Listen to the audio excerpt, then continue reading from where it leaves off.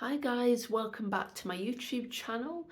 So in today's video, I want to share 5 approaches that me and my husband have when it comes to managing our finances as a couple.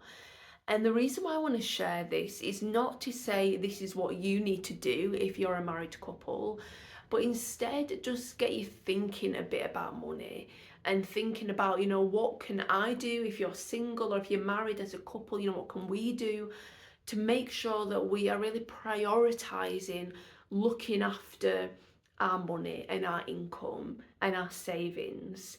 And before I dive in and share just some of the things me and my husband do, I do want to say that I have written an ebook called Biblical Money Principles, and I will link that below. And I share 8 principles that the Bible has on money, and it's really helped me in the way that I view my finances.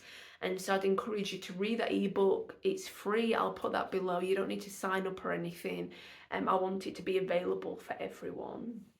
So let's begin. So I've got my list here that I want to share with you guys. So the first thing that me and my husband do is we use our giftings that God has given us to work hard and bring money in. And there's 2 big things that I want to point out in that sentence that I just shared. We use our giftings, so we're aware of the things that God has given us that we have skill in.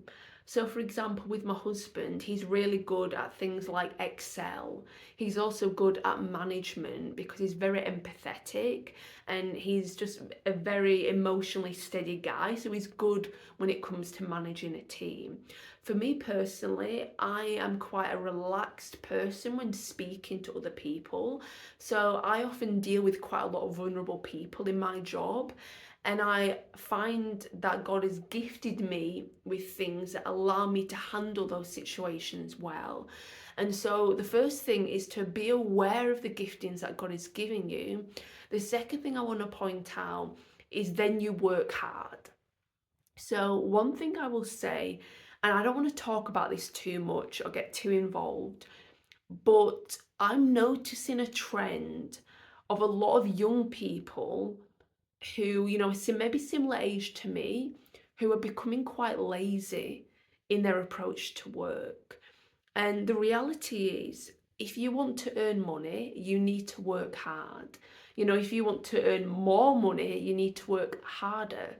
And obviously, there's a whole, it's about working smarter, not harder, all of that. And yes, there's obviously truth to that. But to get anywhere in life, it does take hard work. And I think a lot of people often are not willing to put in that hard work. But at the end of the day, if you want money coming in, it requires working hard. And it's a biblical principle as well. When you look at Adam, God called Adam to tend the garden. He didn't call Adam just to sit in the garden and not do anything. He called him to tend it, to work it. So for me and my husband, that's our approach. We're aware of our giftings and we're aware that we need to work hard in order to be successful in our careers. And so just a bit of encouragement, maybe even a bit of a challenge for you if you're watching this, to ask God, how do you want me to approach my career? Or what does it actually look like for me to work hard? Because it's going to look different for you than it is for me. So that's the first thing that I want to say. The second thing that I want to say is that me and my husband are very wise in how we spend our money. And I would say that especially nowadays, in the UK at least, we're in a cost of living crisis. And so you don't really have the opportunity to spend your money and in a way burn your money on things that really aren't that crucial. Every penny, every pound at the moment counts. And so for me and my husband, we love going on certain holidays. We love to go and eat out. I honestly like buying good quality clothes rather than buying kind of cheaper clothes. But sometimes you do need to just make those purchases that are a bit cheaper. Maybe you don't go on as many holidays, or maybe you're not able to spend so much on that item of clothing or that meal out. And at the end of the day, the most important thing is that you have a roof over your head, food on the table, And so it's important to prioritize paying for those things and then looking at what money you have to then make other purchases that maybe aren't 100% necessary, but are maybe things that you want rather than things that you actually need. And I would say that having this approach of just being wise on looking at money, not as something that is all about giving you um, satisfaction or giving you life and things like that, but actually just looking at money as a tool and looking at it as a way to just pay for important things that you really need. And really asking yourself, do I need this other thing? Do I need to buy this expensive item? And I think when we view money like that, it really helps us see that money is not the answer to everything, that it's important, but it's not the be all and end all. And so I just want to, in a way, just end that point by saying to view money in the right way, to have wisdom on how to view your money and how to spend and save and invest your money. And the ebook that I've written really just go into a bit more detail on how to do that. Speaking of investing, though, my third point is that me and my husband invest for the future. So I just want to share 3 ways that we personally invest for the future. The first way, and this is so important, and please do this, is to pay as much as you can into your workplace pension. So where I work, you give a certain amount of money, like a percentage of money, and then if you give up to a certain amount, the company then match that percentage. So let's say, for example, it's 5%. You give 5% and then they match it, that's 10%. And lots of people don't give into their workplace pension, often because they just want that money there and then, for day-to-day living costs or to go on those holidays or whatever you want to spend your money on. But looking forward, you are going to struggle if you don't have a workplace pension available when you retire. So just to challenge you to do that. The second thing that me and my husband do is we give a little bit of money every single month to a private pension. Now, I'm not going to share what this is, what the provider is, because it's obviously everyone's um, got a personal view on investing, and I don't want to, make you feel like you need to do what we do. But we give a small amount and it then will compound so that when we do retire, not only will we have our state pension, we will also have our occupational kind of workplace pension, and we will then have a third pension, which is the money that we're investing privately. And so I'll just encourage you to see if that's something that you can do. Me and my husband don't give that much. I think we individually give about £20 a month at the moment into this private pension. And it's not much, but it's better than nothing. And because it compounds over time, it will obviously equate to more than just £20 a month. And so I would just encourage you to really focus on your retirement when it comes to investing your money and thinking ahead. The third thing, though, which is a little bit different, is to invest in yourself now for the future. So for me and my husband, we do have a walking business that we're going to be launching. And for that walking business, we have had to give money to get that up and running.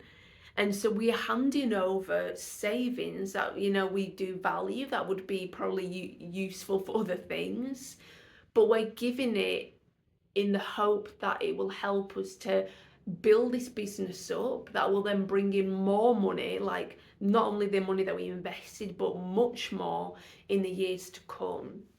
And so investing in yourself in the here and now is really important. It could be as simple as saying, well, I'm going to give £100 a month to buy art and supplies, and I'm going to do crafts and sell them on Etsy, or whatever your gifting is. To do something that is investing in yourself now, that is going to bring you more money in the months or the years to come.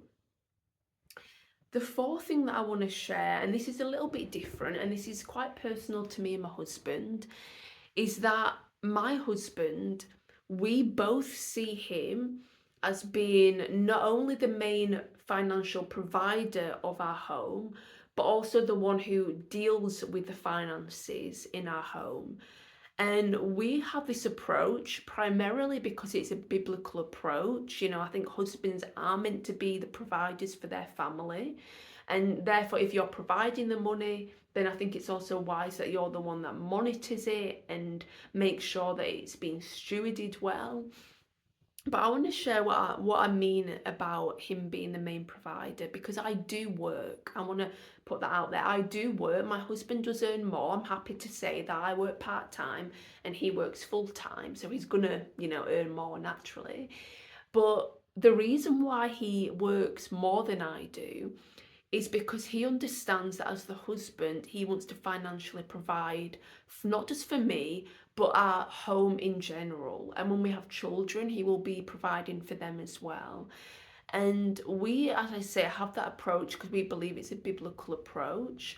But also, when the time comes when we do have children, I'm obviously going to be taking some time off work. And long term, I do want to have flexibility. I don't want to be stuck in a 9 to 5 job where I can't see my kids that often. And my husband wants that not just for me, but for our children as well. And so I would just challenge you, if you are married, to ask yourself and ask your spouse, and as you discuss it as a couple, be like, who is the main provider? Do we believe that there should be a main provider? What is it going to look like in the future? Who's looking after the finances? Because one thing that we found when both me and my husband collectively were trying to manage our budget and our money, we both found it to be super stressful, because sometimes we were on different pages. Sometimes I thought that I'd paid that certain, like say we got some plumbing work done, for example, a few months ago. I thought my husband had dealt with it, but then he thought that I dealt with it, and so we hadn't paid the guy for the job. And so we were like, we can't keep doing this. And so it's actually only been in the last few months that we have worked it out for my husband to be the only one that deals with those payments. And whether you think that's a good approach or not, I would just challenge you, if you're a married couple, to think, how are we viewing our money together? How are we going to provide for our home? How are we going to manage and steward that money well? So just something to think about. As I said, I wanted to share it because it's a big thing for us as a couple. And I also believe it's a biblical thing as well. And so, yeah, I don't know what you will think about that, but for me, that's my approach and my husband's approach on how we steward and manage our money. The final thing that I want to say is to not hold on to money too tightly. And it's easy to say that, it's another thing to actually live it. And the reason why I want to say this is because the world that we're living in relies so much on money. We need money for everything. It can get to a point where we idolize money, where we see money as our savior. If we have this amount of money, then we can have this kind of home or this kind of car or this type of life. And I obviously do believe that money does play a huge role in the life that we live, but it's not the whole role, it's not everything. And when we hold money as well so tightly, we're not really leaving room to let God provide or guide us in areas that he wants us to go. And I'll just share a bit of a personal example with you. In our first year of marriage, me and my husband had this particular moment where we were faced with a lot of financial difficulty. We had like the roof repairs that were required, and that cost a lot of money. We also needed to buy a new car. But we were incredibly blessed because it just happened that in that first year of marriage, my husband got some inheritance from his grandma and granddad that had passed a year or so before. And so it meant that we did have some money. It wasn't loads and loads of money, but it did pay for the car and it did pay for the roof repair. And in that moment, another family member was going through a really difficult time. And I remember thinking to myself, we've been blessed with this money that has come at the perfect time. We would have been really struggling, and to be honest, we would have been in a really bad place if that inheritance money hadn't have come in, because we needed the car for my husband's job, and we also needed the roof repair. We had a leak coming through into our bedroom, and so that money, honestly, was really God saying, look, I'm going to provide for you at this perfect time. The money's there available for you. And so we made the decision to bless a family member with some money because they were going through a difficult time. And I remember feeling really quite scared, honestly, about handing the money over, because I always like to hold on to money. I'm a huge saver, and even handing over £100 seems like a lot. And so, we were handing over a decent chunk of money and it felt quite stressful for me. But one thing I will say is that since handing over that money, me and my husband have never been in a financial hardship where we haven't been blessed with the money to deal with it. And we've had moments since where we have been able to bless other people when they've been going through a challenge as well. And I think that's the wonderful thing. God blesses you so that you can also be a blessing to other people. And so I would just challenge you, really, and I'm challenging myself as well in this, to not feel like you need to hold money so tightly, thinking that you're never going to get provision or blessing from anywhere else, because ultimately God will bless you with money if you just hand over the reins to him and be like, God, I'm not going to hold on to this blessing that you give me, the salary that you give me, so tightly that there's not going to be any room to be generous or to bless other people or to even be blessed, and so just something to think about. I know that I'm thinking about that as well, so it's not just you that I'm saying this to, I'm telling myself it as well. So I hope that what I've shared has been helpful. It's just really having an approach to really investing in the future and trusting God in the process. So I hope that you found this video helpful. As I mentioned earlier, there is that ebook that I'll link below, so give that a read if you're interested and need a few more tips. If you liked this video and would appreciate more talk on money and budgeting and all of that, then I'm happy to create more videos in the future.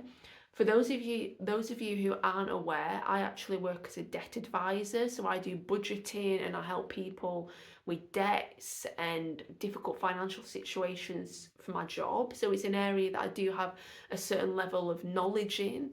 So if you want to know more, please let me know in the comments below. So thanks so much for watching this video. I hope you have a wonderful weekend, and I will see you, if not next week, hopefully the week after. So take care. Bye.